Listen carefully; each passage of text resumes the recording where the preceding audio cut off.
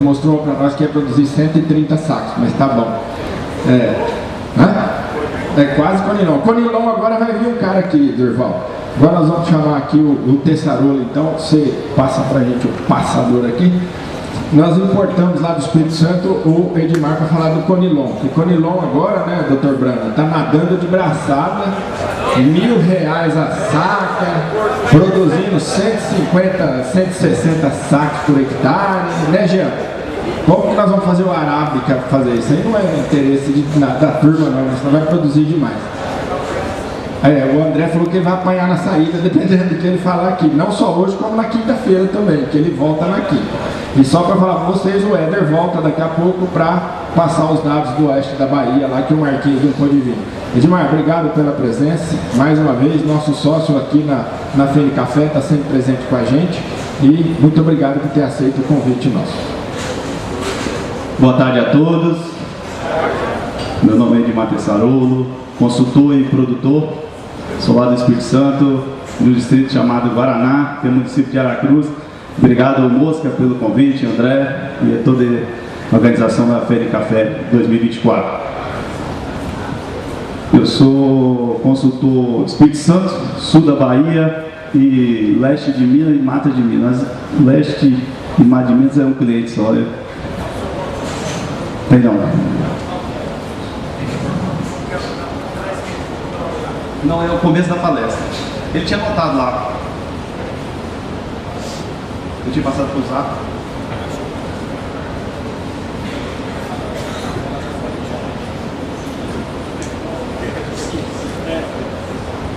Eu vou estar no final da palestra.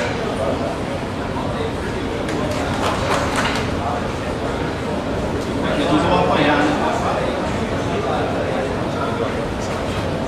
Tá lá não.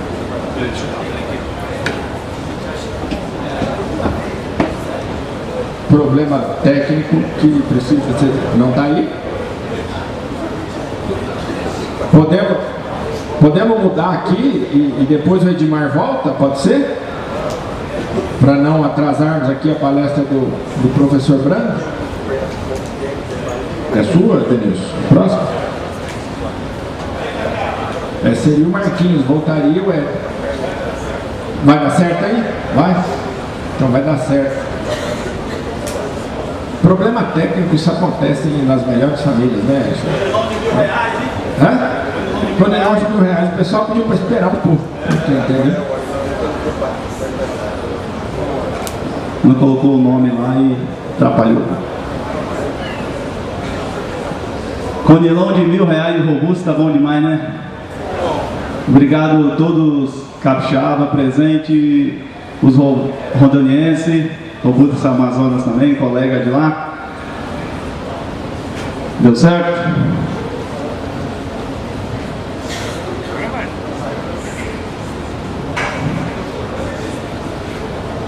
Falando de Conilon, só vou apanhar aqui, né?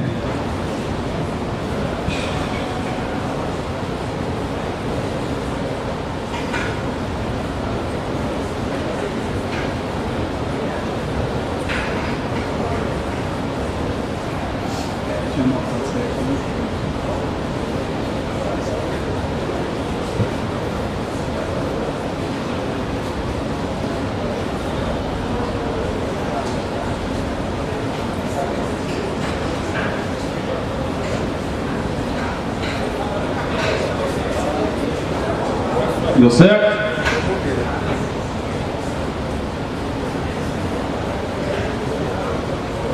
E pô, lá senão os dados.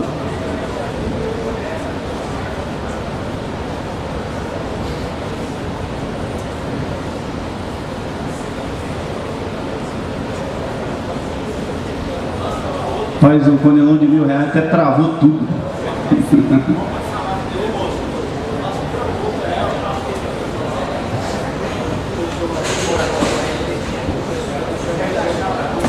Coloca a próxima palestra aí, por favor. Até se achar do Edmar aí. Coloca a próxima aí. Vamos ver quem que está na sequência aí. Senão a gente vai atrapalhar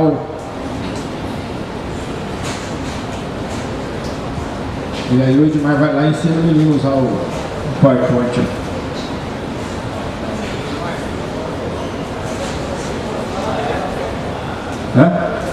Essa foto aí é um achado, o Henrique que fez, cadê o Henrique? Alélia. Você que fez a foto de fundo, né? Coloca a outra palestra aí, por favor. É da Fene Café, da Você fez com o celular.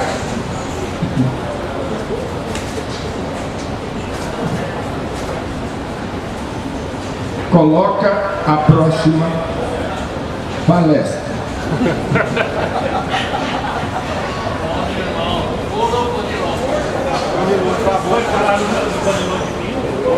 Você está transmitindo ao vivo aí, para o Cláudio, manda para o Cláudio Pagotto lá, que ele falou que não está encontrando o link aí para poder ver as palestras aqui. Mas é agora. Vai me chamar.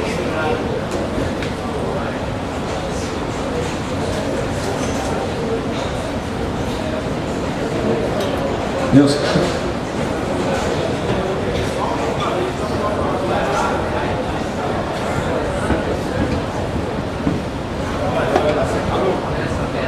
Ele até desligou meu microfone.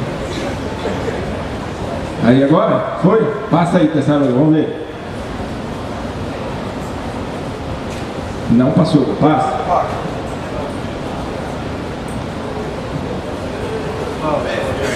O povo não está querendo saber do Conilon, não. Está custando caro demais, está queimando o Conilon. Passa aí, você consegue passar aí? Então passa aí a palestra dele, passa o primeiro slide aí, por favor. Nós estamos ao vivo agora, só se colocar no chão. Aí, agora foi? Aí, vamos ver se dá certo agora. Boa tarde a todos, novamente, meu nome é Edmar Tessarolo. Deu um problema que chegou mais capixaba aí, para esperar ele chegar, por isso que travou tudo lá. Vamos falar lá do Conilon. Aqui é a região que eu atuo, em consultoria, sul da Bahia, com 43 mil hectares em produção de 2,3 milhões de saca, produtividade média de 53,4.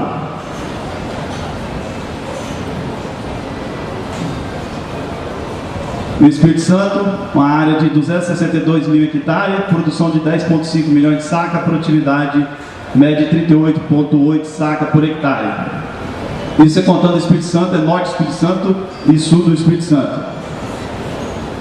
Prestação do Espírito Santo, dentro de 40 anos, olha a chuva aí, ó, dentro de 40 anos, dezembro, ó, 208 milímetros.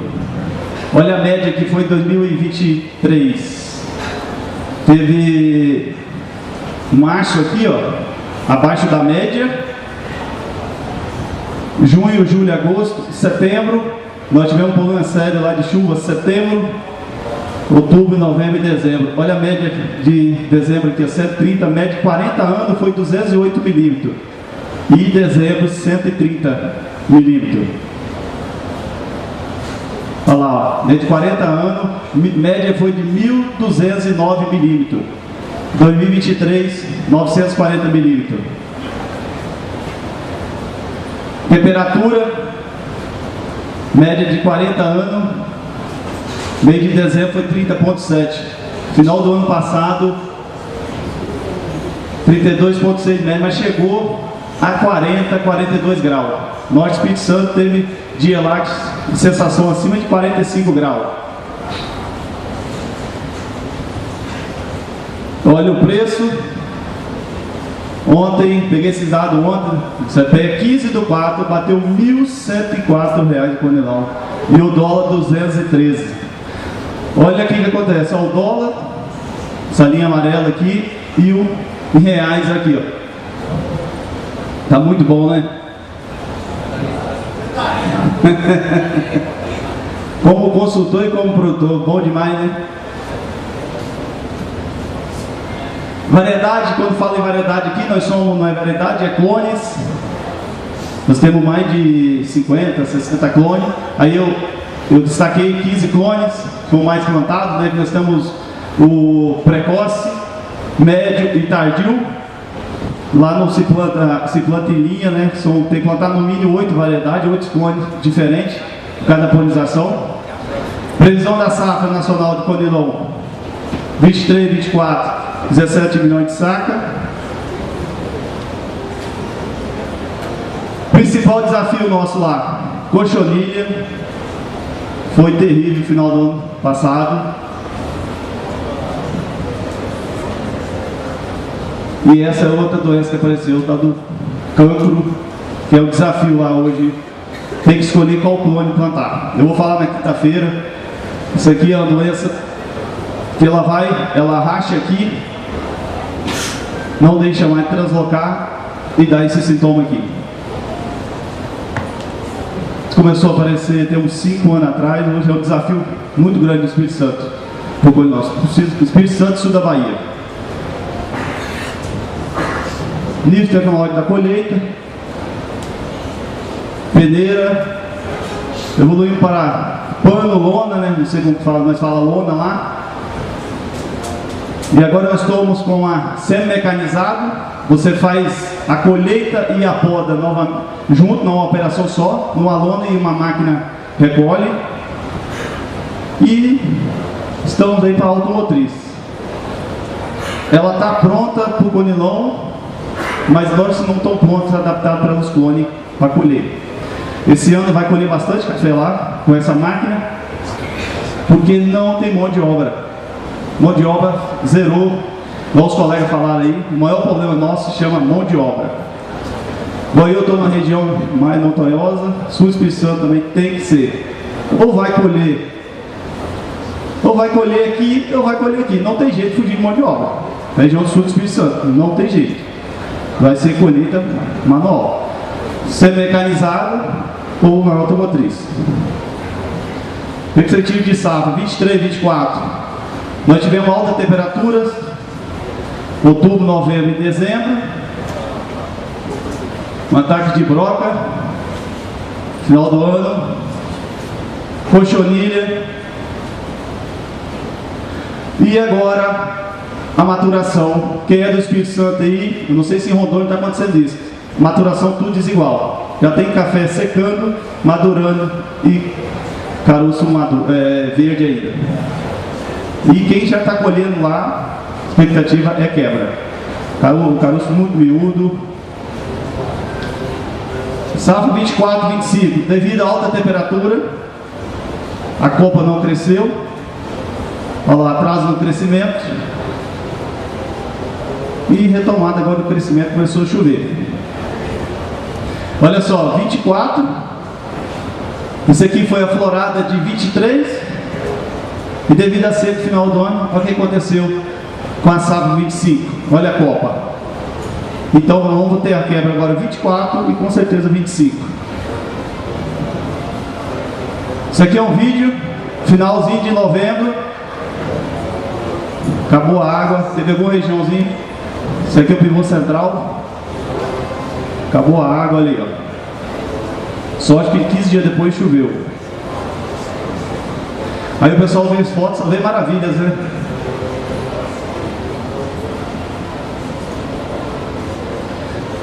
Obrigado. Foi rápido, moço. Travou, mas foi rápido. Obrigado. Legal demais.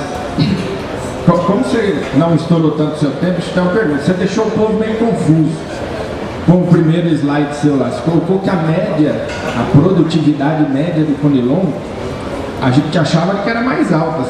Por lá é baixa do que ele tanto mesmo? Não, é região média geral. Média geral. Isso. No meu cliente, a média está de 80 a 100 sacos por hectare e tem aquele de 120, 150 sacos por hectare. Porque lá é média. A média do Arábica, se eu não me engano, acho que é 26.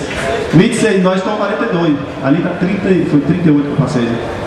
Mas isso aí é geral. Isso aí é lavoura não irrigada, lavoura largada lá que o cara vai colher e não tem trato nenhum. Legal, porque às vezes você só isso aqui você deve perguntar. O negócio é o seguinte, quando você apresentou ali aquela máquina que faz a colheita e a poda, simultaneamente, você está tirando toda a mão de obra da poda ou não? Isso.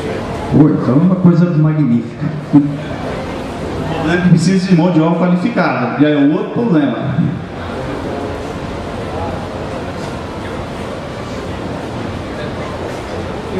Entendi ou entendi errado que para a máquina grande não tem clone adaptado ainda? Você falou isso? Porque ainda faltam... O conilon é diferente do arábico. O arábico spray é muito mais fácil que o conilon. Tem clone lá que a máquina passa, desfolha, mas o grão não sai. Entendido? Mas não tem volta mais a máquina. Não tem mão de obra. Ou mecaniza, ou não sei nem o que vai fazer. Colheita com máquina, show de bola. Aí como que fica? Você tem que fazer aquela poda, tirar o plagiotópico, né? Mão de obra, né? E aí? O conilon é o seguinte: você planta, colhe no segundo ano, aí faz a poda, tira os ramos, plagiotópico. Aí a copa vai para a segunda colheita com 3 anos. Aí colhe novamente aquela haste, faz a poda. Ramo que produziu 70% ali, você tira. E vai a copa, igual eu mostrei ali, a copa vai crescer para o outro ano. Nós faz 4 anos com a mesma haste, o galho, e depois ou faz safra zero ou faz poda programada. Com 2 hastes, tira uma, tira 50% ou deixa uma. Ou faz safra zero. Lavoura de cliente meu grande, acima de 1.000 hectares, nós faz safra zero por causa de mão de obra desbrota. Com a máquina, com a automotriz, você fala. Aí tem, ou tira o ramo, ou clone, deixa 3 anos, colhe 3 anos, deixa sem fazer o esqueletamento. Se for ficar fazendo pergunta pro Edmar aqui, nós vamos a tarde inteira querendo saber de conilon, né, Durval? Como nós falamos, então, a gente retorna com o nosso amigo Éder para falar, então, o que era para o nosso amigo Marquinhos Alvarenga está explanando para nós. Como o Éder também trabalha há muito tempo na região, eu acredito que ele tem toda a competência para falar sobre. Novamente, né? Eu aqui, né? Vamos lá. O colega Marcos Alvarenga, né? Trabalha lá na cooperativa, que também representa a região do Oeste Baiano, infelizmente não pôde vir. E como a gente assiste uma fazenda em conjunto lá, e eu já atendo o pessoal do Grupo Castro, acho que há uns 8 anos lá na região, a experiência é pouca com Bahia comparada com o Marcos tem, mas fica a incumbência de passar o recado dele aqui na apresentação que ele fez. Eu dei uma boa estudada nela para fazer as mesas de coleta. Vamos lá? Oeste da Bahia é a região extremo oeste mesmo, é onde tem pouco de café arábica ainda na região da Bahia, diferente que do Tessarouro falou, né? É o outro extremo da Bahia, divisa com Tocantins, Goiás, Minas, né? Mais ao sul do oeste da Bahia, ali divisa com Minas, né? O norte mineiro, a região de Cocos, e mais ao norte do oeste da Bahia, lá em Luiz Eduardo Magalhães, etc., que está mais próximo a Tocantins. Tem um pouco de cafeicultura arábica lá naquela região. Esses dados estão aqui, a área territorial, né? O colega colocou também, dividiu a região lá, foi dividida em 4 subgrupos de regiões, região 1, 2, 3 e 4. A região que eu atuo um pouco mais, tem um pouco de conhecimento e experiência, a região 2, está ali em Luiz Eduardo Magalhães. Então está aqui região 2, né? Luiz Eduardo Magalhães e São Desidério. É uma cafeicultura muito tecnificada, uma cafeicultura que vários colegas aqui levaram brilhantemente, com muita tecnologia para lá. O Glauber, inclusive, eu estou vendo ele aqui agora, é um dos produtores que está lá na região. É uma região que já teve mais de 20.000 hectares de café, hoje está em torno de 7.000 hectares, perdeu muita área, problemas de mão de obra, bicho mineiro, competição com algodão, o que mais? Né? Mão de obra, soja, R$200, fertilidade do pivô de café saindo para a entrada do 2 ciclos de cereais. Muita gente aproveitou para renovar a lavoura velha e ficou nos cereais, talvez ainda volte, mas e tem a pressão com outras culturas também, né, chegando. Hoje, em torno de 7 mil hectares, um total da região de 1,8 milhão de hectares de soja, algodão 300 mil hectares, 220 mil hectares de milho, 170 mil hectares de sorgo aproximadamente.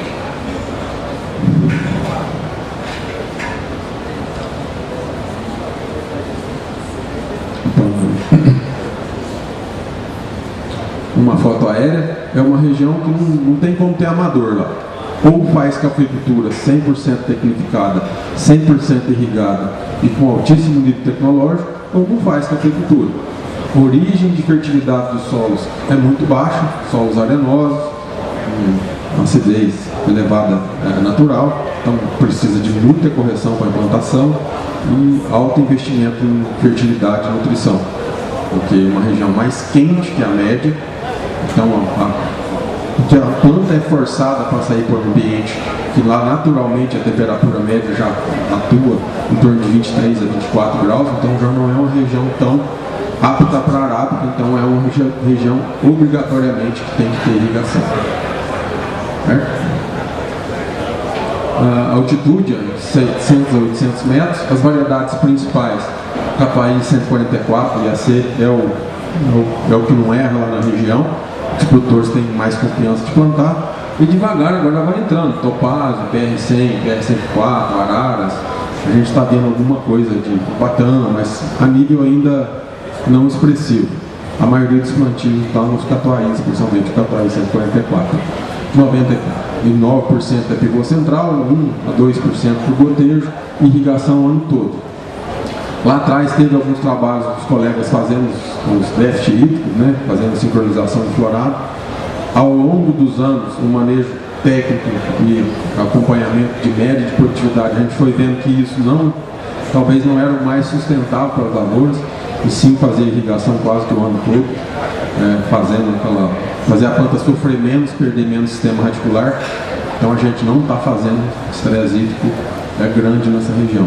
As áreas de gotejo, inclusive, vem irrigando o ano todo, sem tirar a água. E aí, a hora que chove, floresce e deixa ir embora. Ou seja, judiando o menos possível da planta, a gente está tendo mais média de produtividade. Desuniformiza a florada? Atrapalha às vezes a colheita? Sim. Mas eu brinco com... exatamente. O Glauber que está aqui fala, melhor produzir café do que ficar com emolação. Isso aí. É o que a gente pensa. Então, eu penso também, o Glauber está aqui. Dificuldades, né? Clima, bicho mineiro, desafio enorme. É uma verdadeira escola de entomologia, lidar com o bicho mineiro no oeste da Bahia. É de tirar o sono.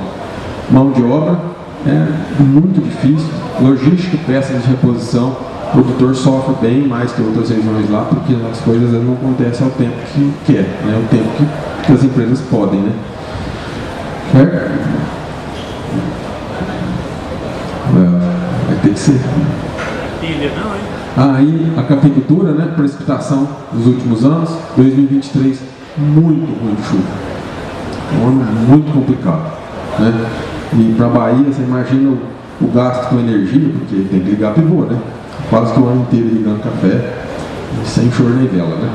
2021, Laninha, né? Para lá choveu bem, enquanto aqui para baixo, geada e seca, né? Lá foi o ano invertido, choveu bem. Entanto que a safra 20, Bahia foi boa, a safra 22 foi boa, as médias de produtividade foram boas. A safra 23, 24, a safra 24, 25 está no pé agora, aparentemente boa, por causa da irrigação, lógico, né? E os tratos culturais sendo feitos ao tempo. Aqui, precipitação 2016, 2023, é um comparativo, né? Olha lá, temperaturas, olha onde que foi. Então, assim, picos de temperatura de 35, 37 graus, ó, quando pega 2016 com um ano mais complicado. Então, assim, realmente é uma região que tem que ter um trabalho diferenciado em termos de nutrição, fisiologia, manejo e manejo de irrigação para poder ter as produtividades esperadas.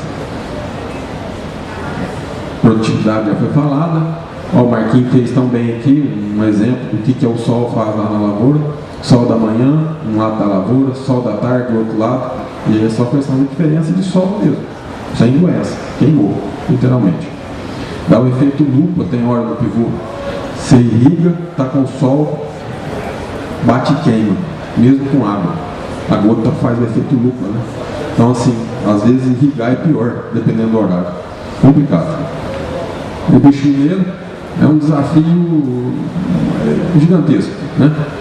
E aí uma foto de uma lavoura carregada lá da região, que apesar de todos esses desafios, eu como cafeicultor, nascido e criado com a cafeicultura, fico muito orgulhoso de ir lá e ver que é possível fazer cafeicultura de arábica, né, num lugar desse, e com produtividades, com sustentabilidade. É lógico, é uma cafeicultura para poucos, tem que gostar, tem que ser cafeicultor. Gaúcho não mexe com café fácil, não, porque estão acostumados, né? E o que a gente consegue fazer, certo? Muito obrigado. Dentro do tempo, a turma está colaborando. Só uma pergunta, aquela última foto ali, parece que o espaçamento entre plantas é mais que 50 centímetros. O espaçamento lá é normal, mais que 50 entre plantas? É comum fazer mais largo, mas o crescimento, a taxa de crescimento das plantas é muito grande. Então é comum 3,70, 3,80, 60, 70 entre plantas. Então fechar espaçamento no oeste da Bahia é complicado. O crescimento, arrisco a falar, para dar um parâmetro para quem está nos assistindo, e ouvindo, chega a ser em termos de 30% a 40% a mais do que aqui no Cerrado. E arrisco a falar que é o dobro do sul de Minas o crescimento, pode ser o crescimento vegetativo acumulado ao longo de 12 meses. Arrisco a falar que é o dobro, e bem maior que o Cerrado. Essa é a Bahia, né, Bim? Desafiador lá ou não? Só um pouco, hein? Deve nada, você está lá ganhando dinheiro faz 20 anos já, hein, Jean? Pega um pouco aí. Bom, gente, vamos dar continuidade aqui. Então agora a gente convida o nosso amigo Denilson, ele se apresenta aqui, que às vezes a gente erra a região, eu vou deixar para ele falar, que ele já me corrigiu antes, então eu não vou falar a região. Denilson, obrigado pelo aceite do nosso convite, falar um pouquinho da região que você trabalha, a gente sabe que com muita técnica e competência lá, e passar um pouquinho dos números aqui. Segunda informação, esse passa. É isso daí. Obrigado. Obrigado, Mosca, pelo convite, André. Para um público seleto como a gente tem aqui, diverso, um país tão grande, continental, e ficou para mim falar só do centro-oeste do estado de São Paulo, região de Garça, região de Ourinhos e o estado do Paraná. Deixaram aí para o final, que é a parte baixa do mapa lá, né?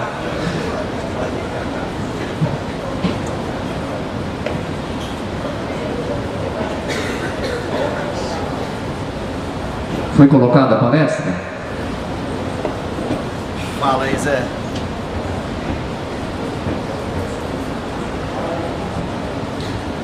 Falar um pouquinho então, enquanto isso, da região.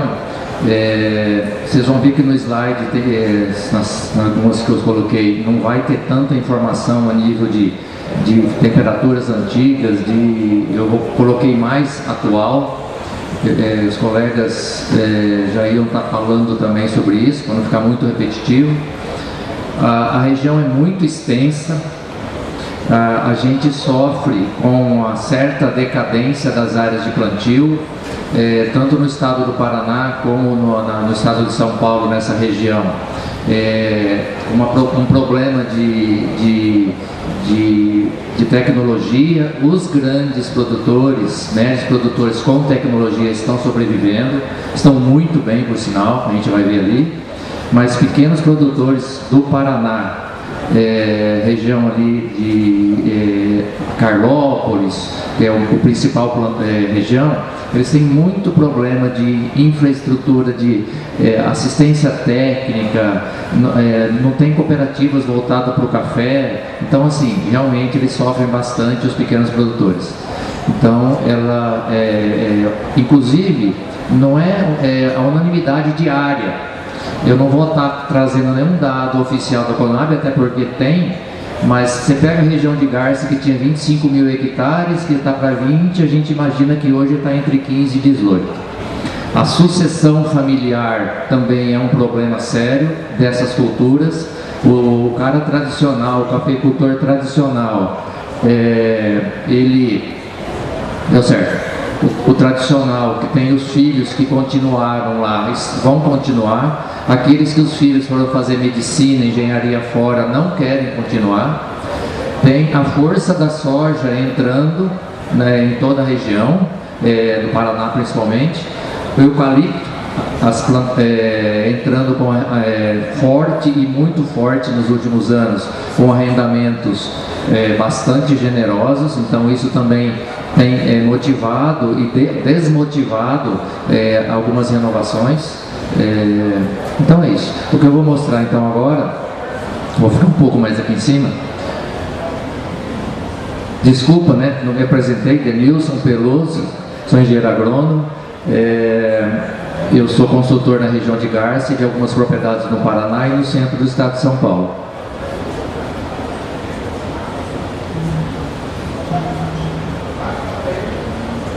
Só para falar um pouquinho de duas regiões. Você passa aí para mim? De duas regiões que a gente vai estar falando, Marília, né, que Garça está na região, e Ourinhos. E o estado do Paraná concentra a cafeicultura aqui na região de Carlópolis, mas é muito esparramado.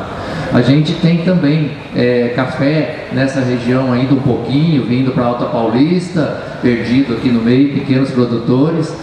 Alguma coisa aqui perto de Araraquara, a região de Jaú, Botucatu também ainda tem. Mas especificamente do estado de São Paulo, eu vou estar falando um pouco dessas duas regiões e do estado do Paraná. Mas olhando tudo que os colegas falaram até agora, vocês vão ver que está tudo muito parecido. Próximo. Só para falar da região, então, lá destacada no estado de São Paulo, que é a região de Garça, que tem esses municípios, são 13 municípios que ainda que tem café. Próximo. A região de Garça, eu quero falar, para depois a gente comparar, para vocês verem, eu estou falando em latitude. Nós temos uma altura média de 650 metros. Às vezes escuta alguns colegas falando, não, está marginal o café, está muito baixo, né? Vocês vão ver depois no Paraná.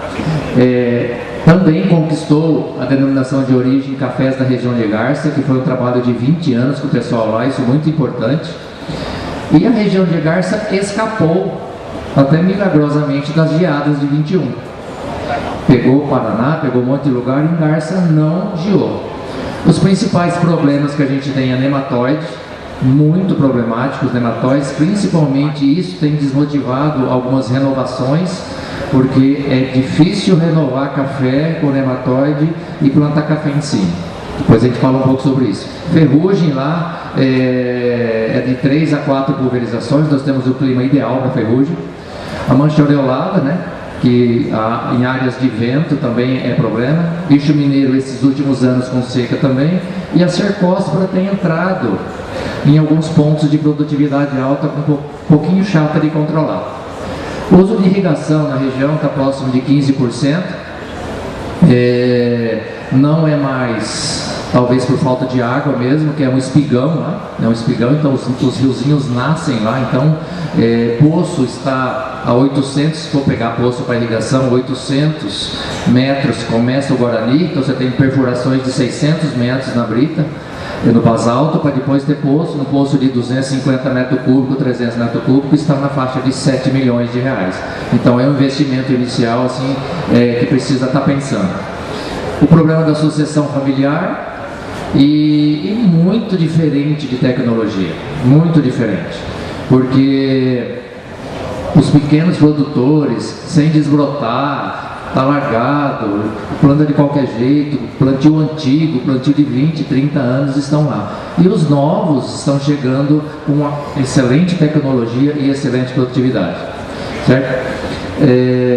Sobre as médias das altas, de altas tecnologias, tanto ali como no Paraná, como na região de Fartura, Carlópolis, Londrina e Garça, a gente tem conseguido médias de 10 safras, 12, 15 safras, 45, 50, 52 sacas por hectare.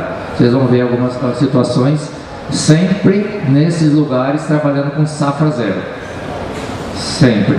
Safra zero, planta desbrotada. De que jeito vai ser para frente é um outro problema. O clima foi muito irregular, na verdade. Um pouco diferente que vocês falaram que foi irregular ao longo do tempo, lá foi irregular dentro da região. A gente tem propriedades que não teve problema nenhum e teve propriedades que derreteram. Então, a previsão de safra esse ano é uma grande incógnita. Plantas novas, pequenas, de pessoal de sequeiro, derreteu, não tem café. Áreas irrigadas estão excelentes. Em alguns lugares choveu normal. Depois eu vou mostrar isso. Próximo. A outra região é Ourinhos. Com essas, basicamente a gente tem Itaguaí, Tejupá é bem alto, Sarutaiá, né? O Piraju tem bastante café também. Fartura, na beira do lago lá do Paranapanema tem muito café lá, bastante irrigado também, com produtividades muito altas, solo muito fértil. O solo de Garça, né, estava falando lá que eu pulei, o solo bastante arenoso. E aqui a gente já tem próximo. A gente já tem altitudes variando de 570 a 850. Logicamente que 850 são pontos ali na região de Sarutaiá. A grande maioria está aí 500, 600, 550. E eles já tiveram problema com geada. A geada passou por ali, pegou o Paraná e pegou eles ali. E teve lugar que teve que cortar embaixo, teve lugar que não brotou. Então, essa questão da geada de 21, ela está influenciando na produtividade e na produção de agora. Quem cortou embaixo agora, ela está sendo a primeira para a segunda safra, quem cortou no meio, então assim, na própria propriedade a gente tem um monte de tipo de café dessa região aqui. E vocês vão perceber também, que embaixo eu estou colocando o estado do Paraná, eu copiei. É idêntico. O que acontece nessa região de Ourinhos ali, acontece no estado do Paraná inteiro. Muda um pouco a altitude, o Paraná está mais baixo.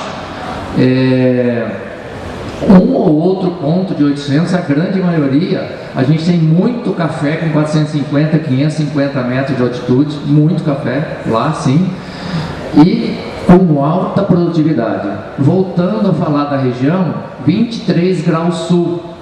Então o que acontece? Os problemas são nematóide, agora também, embora os solos lá são bem argilosos, mas o nematóide está sendo problema, está entrando. O meloidógeno paranaense, ele é muito bruto, ele entra e acaba com o negócio, não quer brincadeira. Então é uma preocupação muito grande, e as outras doenças naturais da região. Próximo.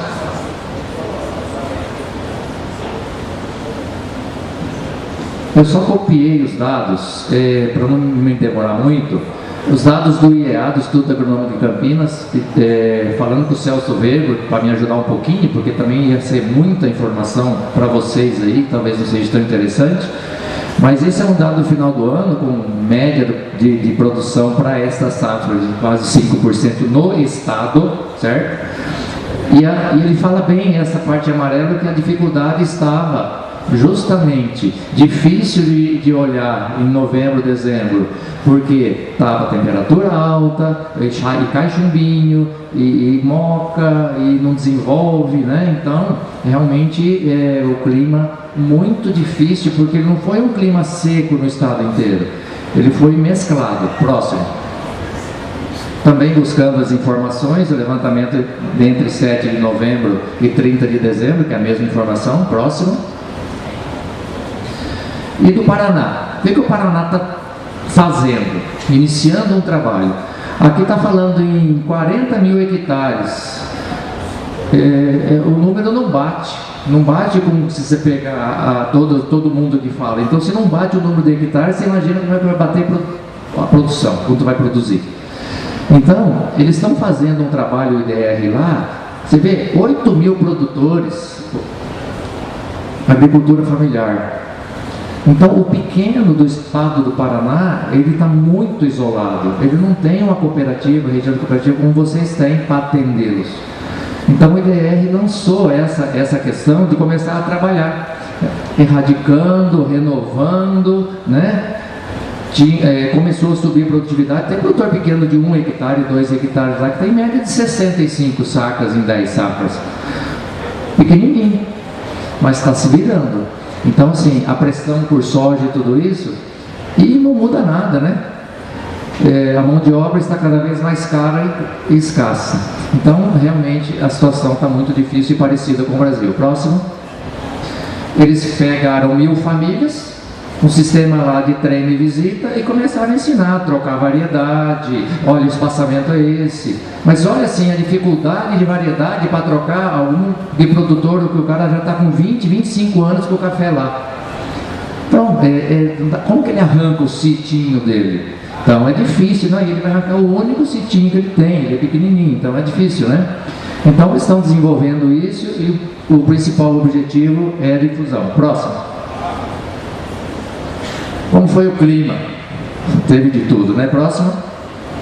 Olha isso aqui, um dado comparativo. Garça, Cornélio Procópio, Ourinhos, Piraju. As médias. É tudo muito parecido. Muito parecido. É incrível que eu tenho uma propriedade em Cornélio Procópio, em Garça, quase todo dia que eu olho a estação meteorológica está idêntico com temperatura e umidade. É um negócio impressionante. Por quê? Porque eles estão mais sul. O fato de você estar mais sul, você tem temperaturas amenas à noite, que é diferente daqui, né? Vocês precisam ter altitude. Então lá, se consegue hoje excepcionais cafés com seus terroirs característicos, mas porque eles estão mais sul. O problema de lá, principal, se chama geada. Se você está fora de pontos, beirando o lago, por exemplo, que praticamente não geia, ou alguns lugares que você não tem problema de geada, a situação é muito boa. Então, olha só, a variação. Próximo. Eu queria destacar, eu juntei 2 gráficos aqui, para a gente ver o que aconteceu no final do ano. A partir de setembro, né, pouca chuva, isso são chuvas de 4 propriedades, janeiro do ano passado até dezembro desse ano e até agora. Então o que acontece? Nós tivemos picos lá de 40 graus vários dias, entre setembro e novembro. Outubro choveu bem. Dezembro aparece com boas chuvas aqui, não muitas, né? Mas o que acontece? Essas chuvas de novembro também espaçaram. Você olha o mês, você não consegue saber, choveu no mês, mas choveu tipo no começo, né? Então, nós tivemos picos de temperatura de setembro e novembro extremamente problemáticos. E depois de dezembro não chove. Então, as áreas de sequeiro sentiram muito, plantas menores, grão miúdo, basicamente o que vocês sentiram com seca aqui. Começou o ano, mesmo com temperaturas altas, mas nós tivemos chuvas regulares. Próximo. Então, o que aconteceu? A safra 23-24, essa que nós estamos, nessa amplitude de terreno, Ourinhos, Paraná, e São Paulo e Garça, conversando com os colegas, não são dados oficiais, com todo mundo que trabalha, GTEC, revendas, tudo, todo mundo está percebendo, assim, dependendo da situação da idade da planta, que nós vamos ter uma perca, sim, este ano, mas que ela volta e sobe o ano que vem, mas ela não ela no máximo consegue empatar com a safra passada, não chega a empatar. Eu acho que ela iguala o que a gente estava esperando na 23. Mas essa informação é uma informação extraoficial e que é muito difícil de avaliar uma área tão grande desse jeito, porque tem de tudo. Próximo. Eu queria mostrar um pouquinho do que a gente está fazendo para minimizar isso. Carlópolis. 37919, esqueletado com 14 anos. Safra zero. Previsão, 130 sacos. Catuei 144. Roçando, braquiária, matéria orgânica, a mesma idade. Previsão, 115 sacos. O que a gente está fazendo? A quantidade de massa num solo fértil, mas trazendo matéria orgânica, lavoura irrigada, gotejo pendurado na planta. Aqui é gotejo pendurado, fazem 12 anos. E o plantio que todo mundo está fazendo, que a gente faz com braquiária e área irrigada. Próximo. Esse é um acaiá, safra zero, de 16 anos. 16 para 17 anos. 100 a 110 sacas de previsão. Todo ano corta, desbrota, e a gente tem lavouras lá de 20 anos assim. Então a lavoura está lá produtiva com 20 anos. Por quê? Desbrotada, irrigada e naquele manejo. Próximo. Região de Londrina. As novas variedades e qual a dificuldade? A área do nematóide. Trocamos a área, eles têm bastante soja e milho, fizemos rotação de 2 anos da cultura, plantando soja e milho, depois plantando braquiária com milheto, e aí a gente fez isso aqui, é um robatã, quebra-vento, região de problemas com geada, estamos plantando um pouco descendo, né, a topografia para escoar. Essa também é deixar a parte de baixo para não acumular frio desbrotado. Isso aqui é um robatã. Esse robatã foi enterrado 2 vezes com a geada de novinha para não perder. Enterrou em 21 e 22 enterramos, depois não geou. Então tá aqui, robatã. Aqui lá é o arara.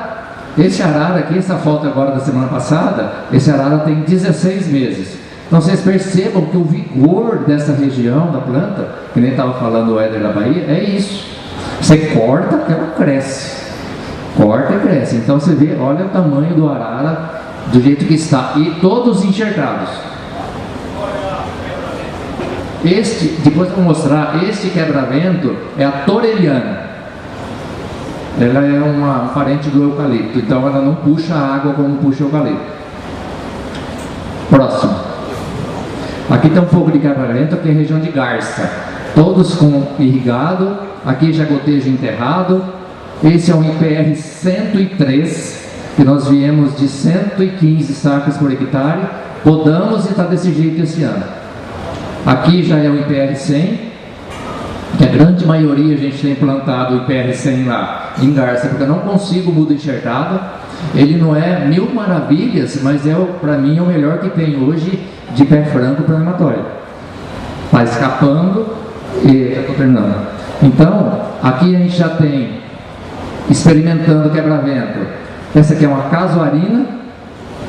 Aqui embaixo dá para ver a toreliana mais velha. Ela cresce. Então, vendo o espaçamento, quanto a gente põe entre... Aqui está nas curvas de nível, aproveitei a curva de nível. Uma ressalva para esta casuarina, que ela cai uma sementinha no chão e ela só vai sair lá no café do chão, ela vai sair só na suta. Ela tem uma sementinha dura parecida com um café. Então tomar um pouco de cuidado, a gente colhe separado e depois passa uma densimétrica para tirar, mas ela aparece lá no chão, no café de chão. Próximo. É isso, pessoal, muito obrigado.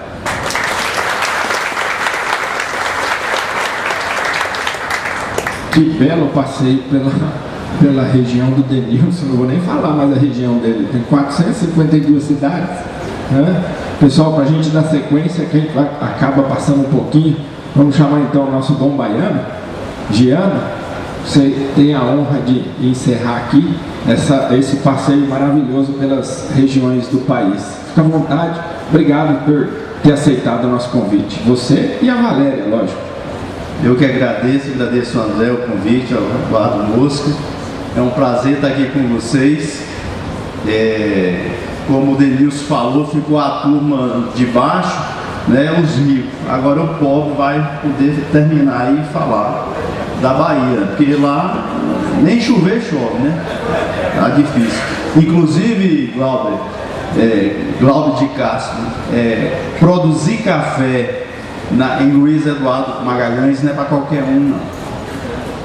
Você está de parabéns, você é um guerreiro, continua até hoje, conheço aquilo lá, é um desafio, Bicho Mineiro principalmente, né, e uma série de outras coisas. Parabéns pela persistência. E o que por ficar por último, a gente vai avaliando todas essas características do Brasil.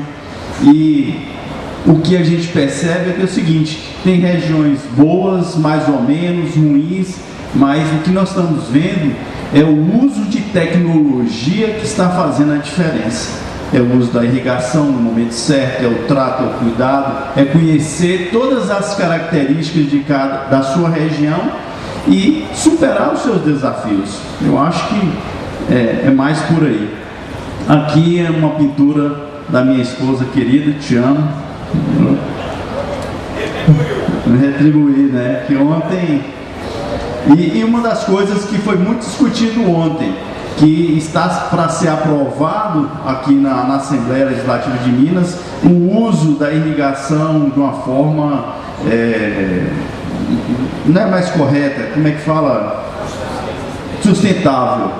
Eu acho que tem que ser isso para o país inteiro, porque todo mundo está mostrando aqui as dificuldades do problema climático e nós precisamos ter essas alternativas de irrigação.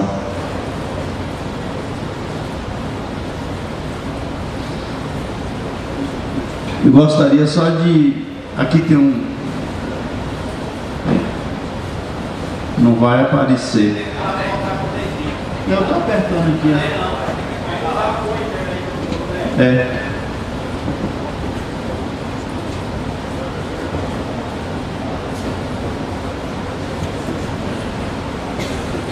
Pode passar, por favor. Eu coloquei só esse dado aqui, o Cerrado, em 2012, isso é dado da Conab. 12 mil hectares, nós estamos lá com 5.200, o Sandy e o Glauber falou que está em torno de 7 mil hectares. A região do Planalto da Conquista, ela hoje abrange a Chapada Diamantina e o Planalto da Conquista. Nós tínhamos 100 mil hectares, hoje nós estamos com 52 mil hectares. Essa redução, isso foi em função de problema climático. E o Atlântico, que é a parte do Conilon, cresceu de 24 para 44 mil hectares. O Tessarolo aí mesmo sabe que cresceu bastante essa parte aí do Conilon.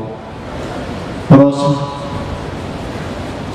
Aqui, para vocês conhecerem um pouco da nossa região do Planalto da Conquista, todas essas áreas em pasto já foi café, por isso que houve essa redução. Todas essas áreas mais claras, né? Então aqui é café. Então a região bem plana tem condições de fazer essas armazenagens de água. Aqui é uma briga nossa muito antiga, que nós precisamos armazenar água. O futuro da humanidade é armazenar água nos momentos que chovem. Então é uma forma de você viabilizar a sua produção, a sua cafeicultura. O próprio professor André mesmo fez uma palestra no nosso evento ano passado e mostrou, nós temos déficit praticamente o ano inteiro. Então nós temos que irrigar, mas chove em determinados períodos, chove bastante. O Espírito Santo mesmo, existe um projeto de lei que ele autoriza, ele ajuda, financia o produtor a armazenar a sua água. O estado de Goiás também, a mesma coisa, armazene sua água para o momento que você precisa usar. Então, nós precisamos discutir sobre isso e pensar sobre isso, para viabilizar a nossa cafeicultura. Próximo.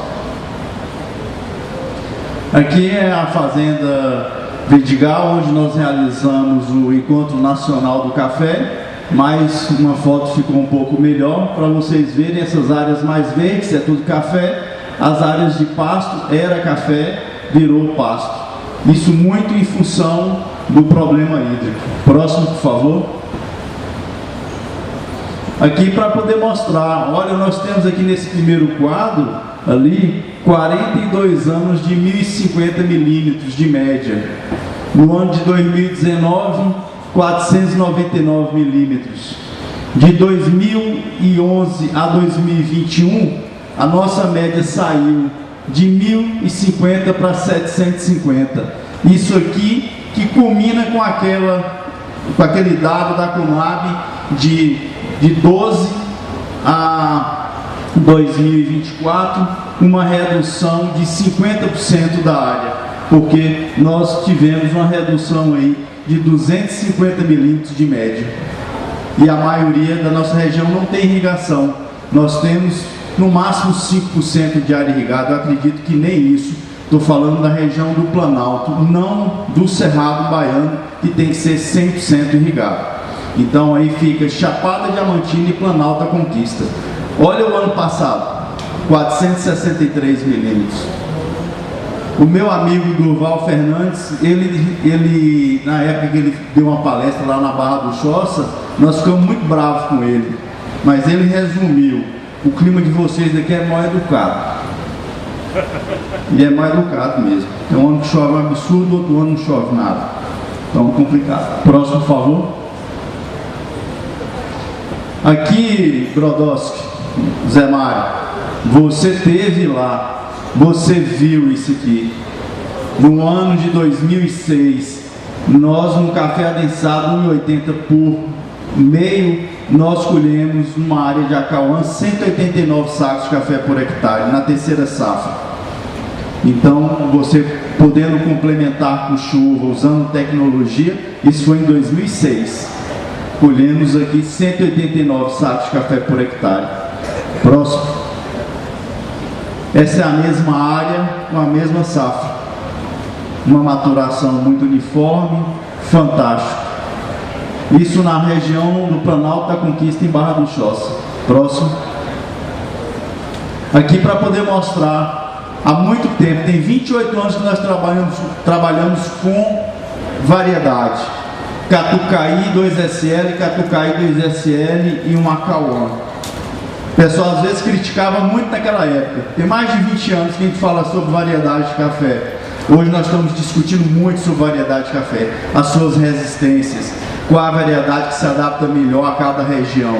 Em todas as regiões hoje tem produtores, as instituições fazendo esses trabalhos de pesquisa. Isso aqui vai nos nortear, dar condição de poder fazer uma cafeicultura empresarial, uma cafeicultura moderna. Hoje nós não podemos errar em mais nada. É muito caro hoje trabalhar com cafeicultura ou com qualquer outra cultura. Então, mostra que dentro do Acauã saíram hoje diversas variedades que estão se despontando. Asa branca, graúna, Acauã amarelo, com características de resistência a nematóide, com frutos graúdos, resistência, uma tolerância maior à seca, imune à ferrugem. Então nós temos que buscar essas características. Conversando com o Glauber, o pessoal do Conilon está na frente, porque está fazendo clone. Nós precisamos fazer clone, viabilizar isso aí, tem que tornar isso mais em conta, porque você pode pegar uma planta de uma característica fantástica e multiplicar 100%. Carlão, você é o homem que está desenvolvendo o café de resistente a bicho mineiro. Eu sei que não é fácil, tem muitas coisas. Quem sabe, breve nós estaremos com essa bênção, né, Binho? Controlar bicho mineiro no oeste da Bahia, que loucura. Próximo. Aqui é uma foto agora, ó, 1º de março de 2024, lá no Planalto da Conquista, uma área irrigada, arara, plantado meio metro, uma produtividade aí fantástica. Próximo. Aqui nós temos lá na região, em Barra do Choça, já é o 12º campo experimental. Isso aqui é um ensaio de 10, um ensaio nacional. Colhemos 9 safras. Temos aqui o 2015 que Binho até falou, despontando aqui próximo de 40 sacos. Um japi vermelho e tem um japi amarelo aqui que nos surpreendeu bastante. Inclusive nós mandamos de volta para Machello para ele poder pegar essa seleção e fazer o trabalho lá de novo no Procafé. Então temos não só essas, mas as novas variedades. Próximo slide nós vamos ver, já plantado num campo. Esse café foi plantado em julho do ano passado. Ele está com 9 meses e nós fizemos aqui 3 lamas diferentes, 3 adubações de matéria orgânica diferentes. Temos 22 novas variedades, testando qual que se adapta melhor a diversas condições lá na região do Planalto Vitória da Conquista. Isso aqui é uma foto da Fazenda Vidigal. Próximo. Aí eu queria falar um pouco para vocês da Chapada Diamantina.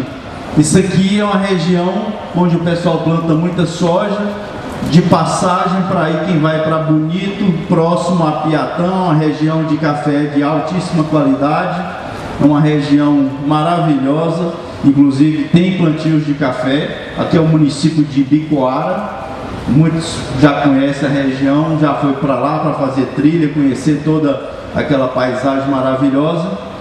Mais um slide, por favor. Aqui é uma cafeicultura tradicional na região do Bonito, uma região que já foi dita assim, produzir café lá é muito desafio, mas você leva a tecnologia para o produtor e você modifica totalmente a vida dele. Nós saímos nessa propriedade de uma média de 15 mil sacas de café, de 7.500 sacas de café em 440 hectares safra em 2 anos para 15, dobramos, levando tecnologia. Então tem condições de melhorar em todas essas regiões do Brasil. Eu vi aqui na apresentação de todos, a gente mostra as dificuldades, mas depois eles mostram e falam, olha, nós temos condições de fazer assim, assim, assado, olha o resultado aí fantástico, tanto do Paraná quanto de São Paulo, tudo quanto é lugar tem condições de fazer. Próximo. Bonito, região tradicional, grevilha, banana para quebrar vento. Próximo. Aí hoje a gente já vai fazendo um plantio mais alinhado, né? E aqui já resultado também desse ano de lavouras mais novas. Mais um slide. Agora eu acho que vai entrar na região do norte de Minas. Eu acho que o futuro nosso é esse. Mesmo você tendo água, você tem que armazenar água, porque existe os momentos críticos. Não chove. Carlos conhece essa região lá na Fazenda da Faro, teve lá. Marcinho teve lá também. Você teve? Conheceu? Gostou? Eu acho que é isso aí. Tecnologia. E nada melhor do que estar aqui no melhor evento